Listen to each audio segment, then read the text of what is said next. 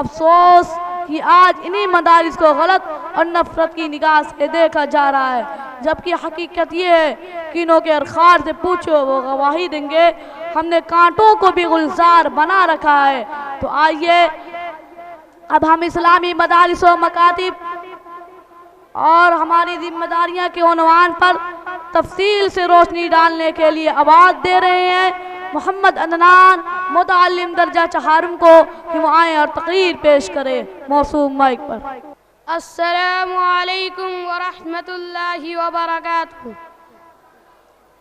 الحمدللہ رب العالمین والصلاة والسلام علی سید المرسلین محمد وآلہ وصحبہ اجمعین، اما بعد فقد قال اللہ تبارک وتعالی فی القرآن الکریم اعوذ باللہ من الشیطان الرجیم بسم اللہ الرحمن الرحیم یریدون لیطفئوا نور اللہ بافواہہم واللہ متم نورہ ولو کرہ الکافرون۔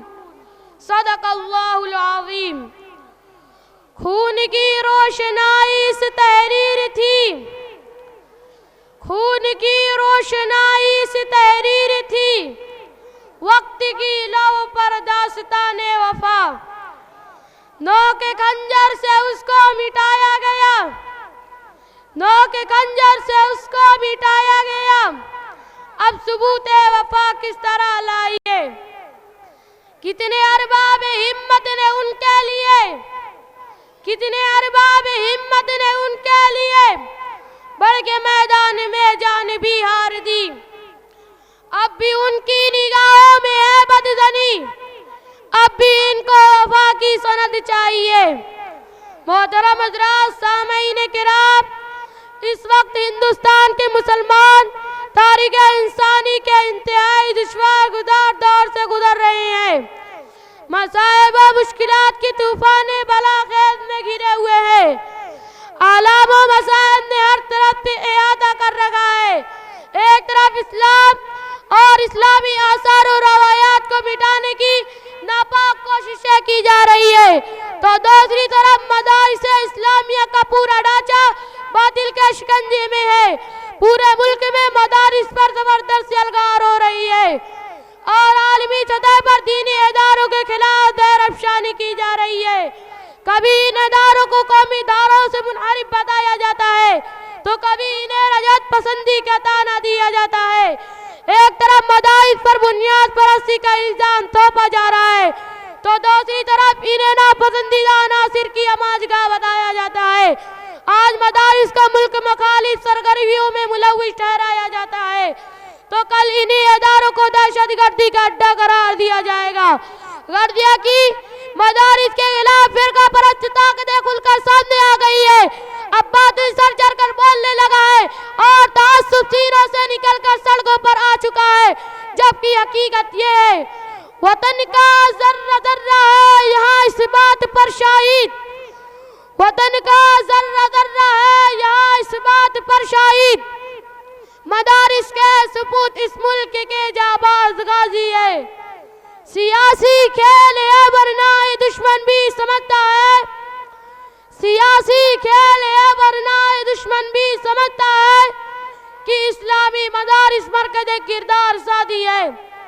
سامعین ذی وقار، ذرا سوچئے تو صحیح آج ان اداروں کو خطرہ تصور کیا جا رہا ہے کہ ان مدرسوں پر ملک دشمنی کا کیچڑ اچھالا جا رہا ہے۔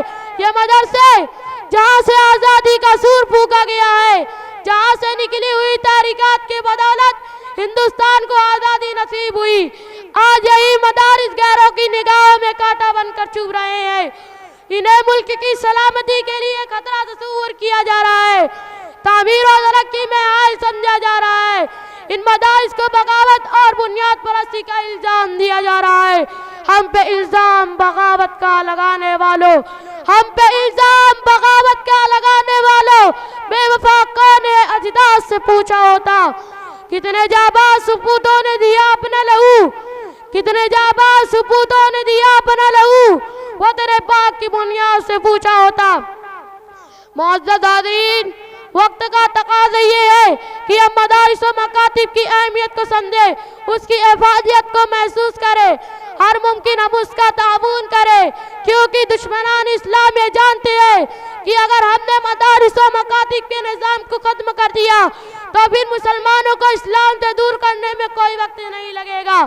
تاریخ گواہ ہے، جہاں سے بھی لوگوں نے مدارس سے اپنے رشتے کو توڑ لیا، وہاں آج اسلامی نشانات کے علاوہ کچھ باقی نہیں ہے۔ شاعر کہتا ہے، مدارس اہل دی کی عزت و رفعت کے ضامن ہے، مدارس اہل دی کی عزت و رفعت کے ضامن ہے، مدارس ہی کے دم سے ہند میں اسلام باقی ہے۔ سامعین با تمکین، مدارس کے تحفظ سے اسلام کا تحفظ ہے، ایمان کا تحفظ ہے۔